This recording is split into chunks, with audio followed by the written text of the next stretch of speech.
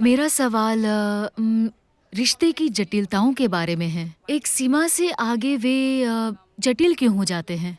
चाहे वह सहेलियों के बीच हो, लड़कों के बीच हो, खासकर एक लड़की और लड़के और पति-पत्नी के बीच का रिश्ता हो।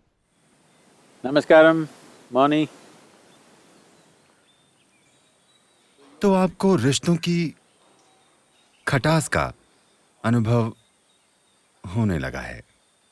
निश्चित रूप से हर कोई रिश्तों की मिठास को भी जानता है, मगर काफी सारी खटास भी होती है।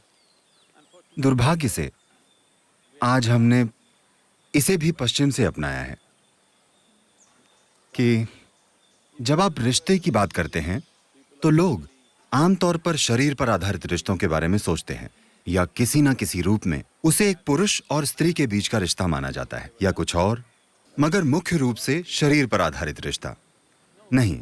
रिश्ते कई प्रकार के हो सकते हैं। अगर उन रिश्तों का आधार शरीर है तो आमतौर पर एक दूसरे के शरीर को लेकर रोमांच कुछ समय बाद खत्म हो जाता है। जिसे आपने सबसे कमाल का समझा था वो कुछ समय बाद सबसे कमाल का नहीं रह जाता। आपके लिए इससे बाहर निकलना स्वाभाविक है।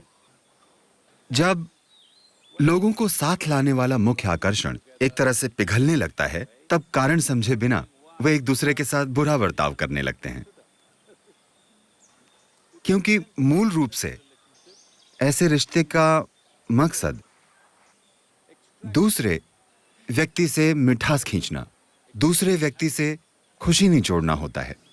अगर आप किसी से खुशी निचोड़ने की कोशिश करेंगे तो कुछ समय बाद आप पाते हैं कि जब उससे वही नतीजे नहीं निकलते जैसे शुरू में निकलते थे, तो रिश्ते में कुछ कड़वाहट आ जाती है। ये जरूरी है। जब आप युवा होते हैं तो कुछ चीजें हो सकती हैं। जैसे जैसे आपकी उम्र बढ़ती है, उम्र बढ़ने से मेरा मतलब है कल से आपकी उम्र थोड़ी सी बढ़ी है। मौनी, मैं ये नहीं कह रहा हूँ कि आप बूढ़ी हैं, मैं बस ये कह रहा हूँ कि कल से आज तक आपकी उम्र थोड़ी और बढ़ गई है। तो आज आपको उन रिश्तों के संदर्भ में सोचना चाहिए जो आपके जीवन में है।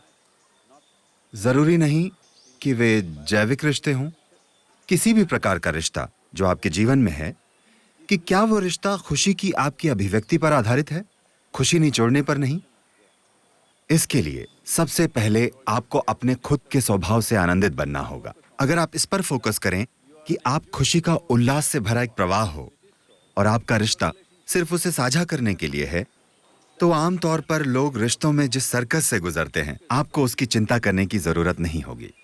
रिश्तों को संभालने का मतलब है रोजमर्रा के जीवन में कोई रिश्ता जीवन के सिर्फ एक क्षेत्र में नहीं रहता। एक बार साथ आने के बाद लोग कई चीजें साझा करते हैं। स्वाभाविक रूप से छोटी छोटी बातों पर एक दूसरे से मतभेद होने शुरू हो जाते हैं। इसके कारण आपके बीच बात बढ़ सकती है, या आप उसे झगड़ा भी कह सकते हैं। Interactions or you can even call them altercations. ये होना ही है। ये सब आप रोज मैनेज नहीं कर सकते। लोगों को लगता है कि वे मैनेज कर लेंगे, मगर कुछ समय बाद आप देखेंगे कि आप मैनेज नहीं कर पाएंगे। तो सबसे बेहतर है कि खुद को इस तरह मैनेज करना कि आप स्वाभाविक रूप से एक उल्लास से भरे और खुशदिल इंसान हो। अगर ऐसा होगा तो रिश्ते बनेंगे, और रिश्ते जरूरत पर आधारित नहीं होंगे।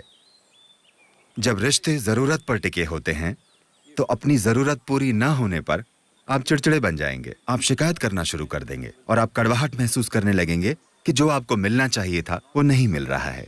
अगर आप अपने अंदर इस जरूरत को खत्म कर दें और खुशी का एक कुदरती सैलाब बन जाएं, अगर ये एक चीज आप कर सकें, तो हर तरह के लोगों के साथ आपके शानदार रिश्ते हो सकते हैं। चाहे वे जो भी हों, जरूरी नहीं है कि वे आपके जैसे हों।